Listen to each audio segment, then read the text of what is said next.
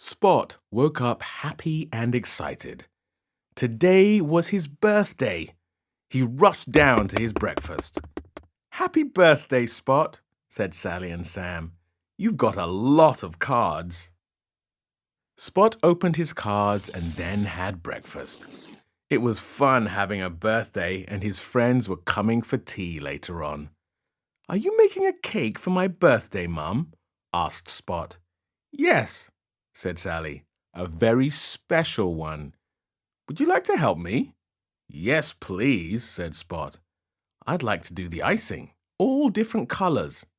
"All right, let's start," said Sally. Sally started to make the cake. Ginger Cat wanted to help as well.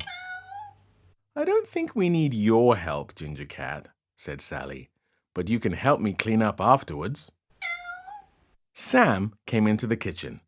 "It's so nice outside," he said. "We should have your party in the garden, Spot."